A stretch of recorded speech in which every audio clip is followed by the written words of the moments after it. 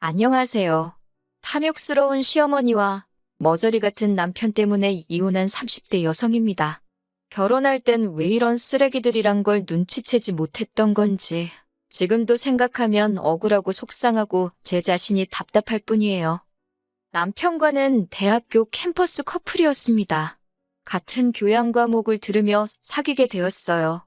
당시 저는 영화에 무척 관심이 많아서 고전영화의 이해라는 교양 과목을 선택으로 듣게 되었는데요. 남편은 수강 신청을 늦게 하는 바람에 다른 선택지가 없어서 듣게 되었다고 하대요. 첫 수업날 교수님께서 용이한 출석 확인을 이유로 학생 모두에게 자리를 지정해 주셨습니다. 남편과 저는 그렇게 우연히 옆자리에 앉게 되었고요. 일주일에 한 번이었지만 매주를 한 학기 내내 옆에 앉게 되다 보니 자연스레 간단한 대화도 나누게 되고 비상연락망의 개념으로 연락처도 주고받게 되었지요.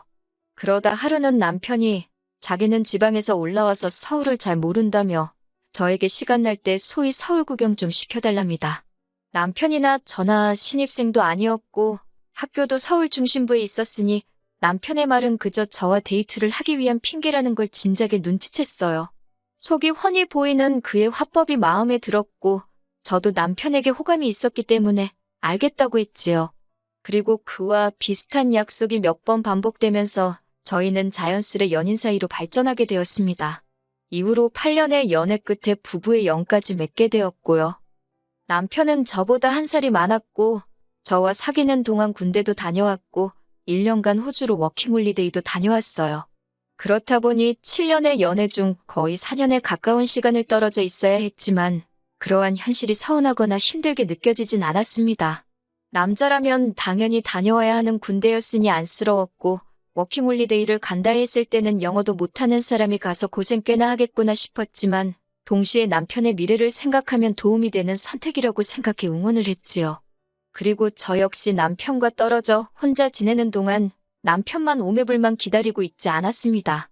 오히려 남편만큼 저도 제 미래를 위해서 학교 공부에 매달리고 성실히 취업 준비도 했네요. 그 덕분에 대학 졸업과 동시에 대기업에 들어갈 수 있었고요. 저는 한 번도 공부를 손에서 놓은 적이 없었기에 어른들이 말씀하시는 인생의 커리큘럼을 차곡차곡 밟아나갔어요. 하루도 허투루 보낸 적이 없었다고 할까요? 그래서 남편과 결혼 이야기가 나왔을 당시 이미 대리라는 타이틀을 달고 있었지요. 반면에 남편은 취업 전 이렇게 저렇게 보낸 시간이 많아서 저보다 한참 늦은 나이에 사회생활을 시작했습니다. 솔직히 남편이나 저나 두 사람의 조건만 놓고 보자면 크게 다를 것이 없었어요.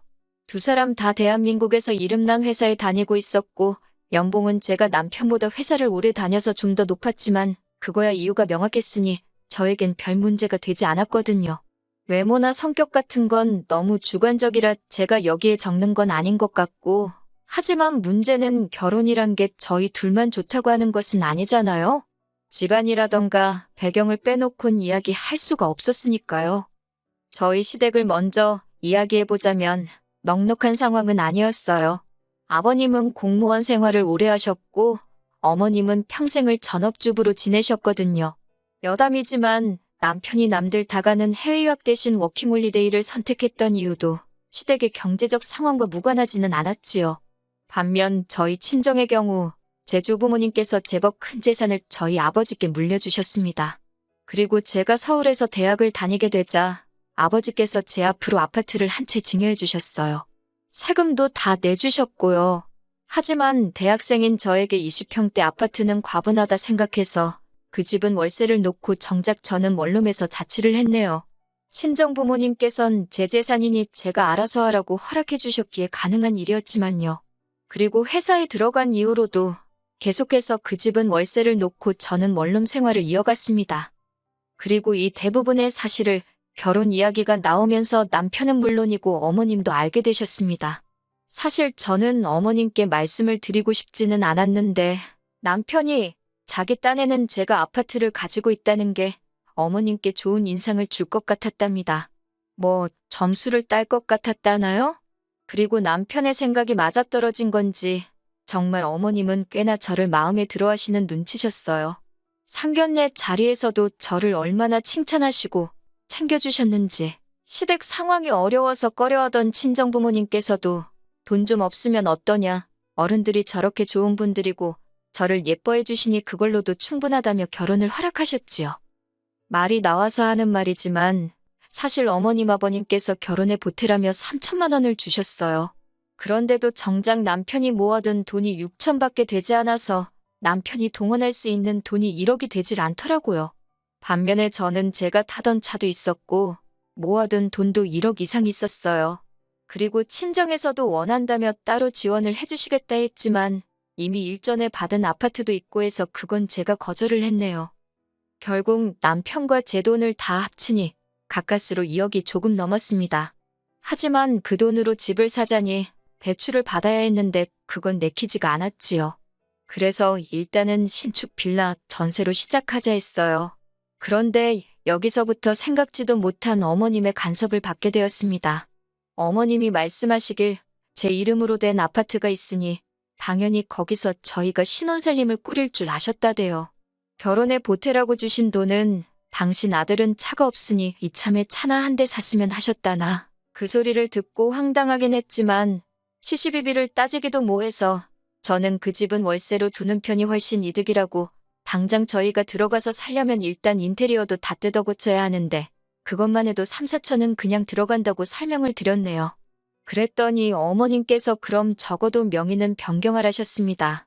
어쨌든 부부가 되었으니 니 거 내 거가 어디 있냐며 아파트부터 공동명의로 하라나요. 그 말을 듣자마자 바로 싫다고 안 된다고 딱 잘라 거절했어요. 결혼하기 한참 전에 친정아버지가 주신 재산이고 그러니 나눠 가질 이유가 없다고요. 그러자 어머님께서는 부부 생활이라는 게 그렇게 너 한 개 나 한 개 따져가며 갖는 게 아니랍니다. 그래도 제가 뜻을 굽히지 않자 몇 번이고 직장에 있는 저에게 연락을 하시고 따로 불러내가며 잔소리를 하시더군요. 이때 남편에게 이걸 말을 할까 말까 고민을 많이 했어요. 그러다 거의 2달 가까이 흘렀을 즈음 어머님께서 서럽다며 제 앞에서 우시더라고요. 이게 다 제가 시댁에 돈이 없다고 제가 당신 말을 무시하는 거라면서요. 그때는 솔직히 너무 열받더라고요. 이러다 잘못하면 내가 정말 나쁜 며느리라는 오명을 쓰게 될지도 모르겠다 싶었으니까요. 결국 남편에게 어머님이 공동명의를 하라고 강요하신다는 사실을 털어놓았습니다. 그런데 저는 중재 좀 해달라는 뜻이었는데 엉뚱하게도 남편이 한다는 말이 사실 자기도 조금 서운했다는 거예요.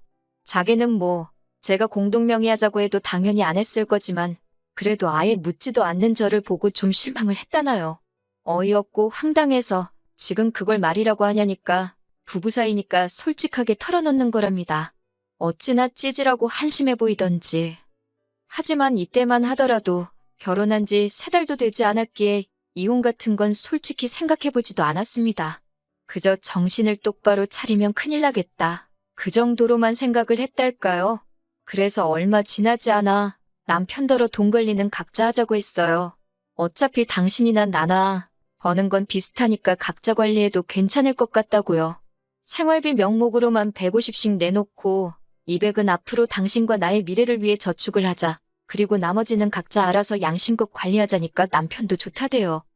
하지만 공동명의 사건 이후로 어머님은 저를 따돌리기 시작하셨어요. 얼마나 유치한 방법으로 저를 없는 사람 취급하시던지요.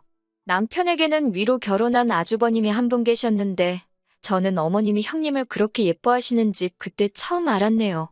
한 번은 어머님께서 동네 아주머니들하고 산에 다녀오시다 샀다면서 무슨 열쇠고리 같은 걸 사오셨는데 제 것만 없더라고요. 식사를 할 때도 고기 반찬을 집어다 형님 밥그릇에 얹어주시면서 당신 말 잘 듣는 며느리만 당신 며느리라고 하질 않나. 그런 일을 3-4번 당하고 나니 저도 사람인데 기분 더럽더라고요. 저를 불쌍하게 보는 아주버님과 형님의 눈빛도 짜증나고 그런 유치한 짓을 하시면서 저를 비웃듯 바라보시는 어머님도 어이가 없었거든요. 솔직히 그런 상황 속에서 남편이라도 우직하게 제 편을 들어주었다면 제 감정이 이렇게까지 격해지진 않았을 거예요. 하지만 남편에게 어머님이 나에게 하시는 행동을 봤냐며 제 고충을 토로하면 돌아오는 반응은 자기는 그런 낌새를 못 느꼈답니다. 그러면서 오히려 저를 마치 어머님이 하시는 말이며 행동이면 무조건 예민하게 받아들이는 그런 여자로 몰아가더라고요. 그래서 이후로는 시댁일에 관해서는 아예 관심을 끊어버렸습니다. 그러다 지난 추석이었습니다. 남편만 보냈습니다. 추석 전에 있던 어버이날에도 제가 드린 용돈은 받으셨고 선물도 챙기셨으면서 식당에선 일부러 제 공깃밥만 주문 안 해주시고 저한테 말도 한마디도 안 걸으셨거든요. 그리고 이후로 있던 어머님 아버님 결혼기념일 때도 제가 용돈 100만 원 챙겨드렸는데 그 돈으로 아주버님하고 형님만 데리고 여행 다녀오셨더라고요. 물론 어머님께 제가 쓰시라고 드린 돈이니 그 돈으로 여행을 가시든 어디다 기부를 하시든 제가 뭐라 말할 입장은 아닙니다. 그리고 어머님께서 저한테 당신이 어디 간다, 누구랑 간다 그런 걸 보고하셔야 할 의무도 없고 이유도 없다는 것도 잘 알지요. 하지만 적어도 아주버님네와 여행을 가기로 하셨다면 참고로 아주버님네는 여행비를 부담하실 상황이 전혀 못 되십니다. 그러면 남편하고 저한테도 한번 같이 가겠냐고 물어봐 주실 수는 있는 거잖아요? 어차피 저희는 바빠서 같이 못 갔을 텐데요. 게다가 여행지에서 돌아오셨을 때도 당신 아들인 남편 선물만 달랑 사오셨습니다. 저한테는 심지어 깜빡했다, 미안하단 말씀조차 없으셨고요. 그렇게 계속 무시와 괄시를 당한 마당에 제가 추석이랍시고 시댁에 가서 음식을 하고 말 그대로 식모 노릇을 하고 싶었겠어요? 그래서 남편한테 혼자 가라 했습니다. 그랬더니 남편이 한다는 소리가 그러면 돈이라도 얼마 챙겨드려야 하는 거 아니냐입니다. 그래서 당신이 드리면 되지 왜 나한테 찾냐고 단칼에 거절했어요. 그랬더니 우물쭈물거리며 한다는 소리가 어머님이 명절에 고생을 많이 하신다고. 저도 너무 화가 나서 그 고생 내가 시켰냐고 소리를 질렀습니다. 그랬더니 남편도 꿀먹은 모마냥 더 말은 못하고 현관을 나서더라고요. 남편은 추석 연휴를 오롯이 혼자 시댁에서 보냈고 저는 친정에서 지냈어요. 친정 부모님이 걱정하실까봐 각자 집에 가기로 했다고. 요새는 우리 같은 부부가 많다고 대충 둘러댔지만 친정어머니가 대번에 눈치를 채셨습니다. 저더러 시어머니양 뭐 안 좋은 거 있냐고 물으시더라고요. 정말 친정어머니가 그거 딱 하나 물어보셨는데 순간 눈물이 쏟아질 것 같았지만 결국은 아무 말도 하지 않았습니다. 저희 친정부모님 성격에 제가 그런 처지에 있다는 걸 아시면 분명히 가만히 계시지 않을 테고, 하지만 그때만 하더라도 연애 8년, 결혼 1년 합의 9년이란 시간이 너무 아까웠어요. 그래서 어리석게도 버텨내겠다고 생각했지요. 추석의 마지막 날, 시댁에서 돌아온 남편이 한다는 말이 어머님 아버님이 제가 안 와선 너무 서운해하셨답니다. 그 말이 전혀 믿음이 가진 않았고 저도 가슴에 맺힌 게 있던 탓에 내가 안 와서가 아니라 내가 돈 봉투를 안 보내서 그렇겠지라고 쏘아붙여버렸네요. 그랬더니 남편이 한숨을 푹 쉬면서 한다는 소리가 저더러운 너도 그 돈 안 들여서 마음이 불편하지 않냐입니다. 찝찝하지 않냐고 그래요. 그러면서 지금이라도 계좌이체 해드리라는데 어이가 없어서 내가 못하러 그런 짓을 하냐 받아쳤습니다.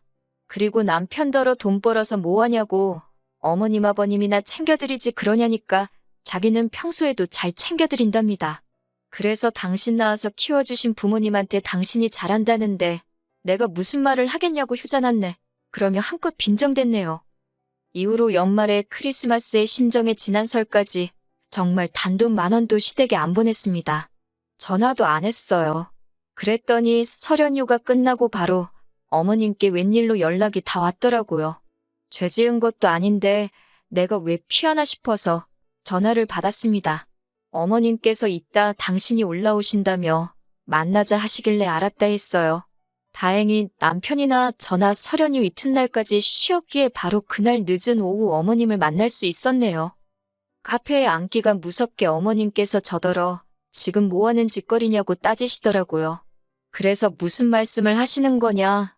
어머님이 먼저 저 없는 사람 취급하고 그러지 않았냐. 그리고는 뒤이어 그동안 제 가슴에 맺혔던 말을 다 토해냈습니다. 그랬더니 어머님께서 하신다는 말씀이 너도 나를 무시하지 않았냐. 그래서 나도 너를 무시한 거다. 사람이 무시를 당하면 얼마나 기분이 나쁜 건지 제가 직접 느껴봐야 정신을 차릴 것 같았다는 말도 안 되는 논리를 펼치시더라고요. 제가 어머님께 전 단 한 번도 어머님을 무시한 적이 없다. 무시할 것 같았으면 애시당초 어머님 아들하고 결혼하지 않았다고 했어요. 그랬더니 어머님 얼굴이 벌개지면서 저더러 이제서야 속내를 드러낸다면서 그런 말을 한다는 것 자체가 제가 어머님하고 남편을 무시하는 거라나요? 도저히 대화가 통하지 않아서 결국 단도직입적으로 도대체 저를 왜 보자고 하신 거냐 물었습니다. 용건만 이야기하자고요. 그랬더니 이때까지 입에 풀 발라놓은 것 마냥 입 딱 다물고 있던 남편이란 작자가 저더러 한다는 말이 모든 걸 원점으로 돌리잡니다. 제가 남편한테 무슨 소리냐고 똑바로 말하라 했어요. 그랬더니 이 모든 게 제 아파트에서 시작된 거 아니냐면서 이제라도 공동명의로 돌리래요. 부부가 공동명의로 집 하나 가지고 있으면 남들이 보기에도 그림이 좋지 않냐면서요. 그런 말을 들으니 망치로 뒤통수를 한 대 세게 맞은 듯한 기분이 들면서 동시에 이 사람이 훗날 저희 부모님이 저에게 재산을 물려주신다면 그마저도 탐내겠구나. 문득 그런 생각이 들더라고요. 그래서 어머님을 바라보고는 그럴 바엔 차라리 헤어지는 게 낫겠다고 했습니다. 제가 어머님께 이런 소리까지 들어가면서 이런 남편이랑 왜 살아야 되는지 모르겠다고요. 어머님 아들은 제 아파트만도 못하다고 아무래도 제가 지금 남편과 제 아파트 중 하나만 골라야 될 것 같은데 전 아파트를 선택하겠다 했네요. 그랬더니 어머님께서 저더러 미친 X라며 이럴 줄 알았답니다. 돈밖에 모르니까 공동명의 이야기가 나왔을 때 말이라도 생각해 볼게요. 소리도 안 한 거라면서. 남편도 계속 저더러 너 후회 안 하지? 후회 안 해? 그러는데 그 모습이 참 구차하대요. 후회는 무슨 말을 꺼내기가 어려웠지. 하고 나니 속이 다 후련하다고 소리를 질러버렸어요. 이후로 집주인분에게 양해를 구해 집을 내놨습니다. 이건 여담이지만 집주인분께서 보기 좋은 신혼부부였는데 왜 이혼을 하냐고 하도 캐물어서 시어머니 때문에 이혼한다 하니까 폭풍 공감을 해주시더라고요.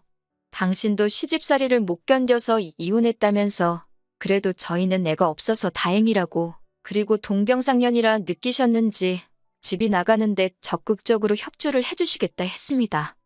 솔직히 시원섭섭도 아니고 그냥 시원해요. 9년이란 세월을 생각하면 가슴이 쓰리지만 미련은 없습니다. 저는 할 만큼 했다 싶거든요. 남편은 엊그제 서류까지 내고 오니까 이혼이 실감이 나기는 하는 건지 저한테 정말 자기 없이 살 수 있겠냐는 헛소리를 해대더군요. 웃으면서 약 먹었냐, 돌았냐 그랬어요.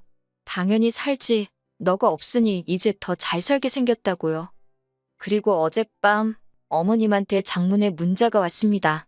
기어이 끝장을 보자는 거냐면서 멀쩡한 당신 아들 이혼남 만들어 놓았다며. 아니, 저도 이혼녀돼서 열받아 죽겠는데 말이에요. 읽다가 짜증나서 어머님한테 마지막으로 제 재산 탐내는 돼지 같은 어머님 때문에 저희 이혼하는 거라고 했습니다. 하긴 남편도 쪼다등신이었고요. 그리고는 어머님 번호 차단해버렸어요. 인생에서 똥 한 번씩에 밟았다 생각해야지요. 자, 이제 씻어내겠습니다.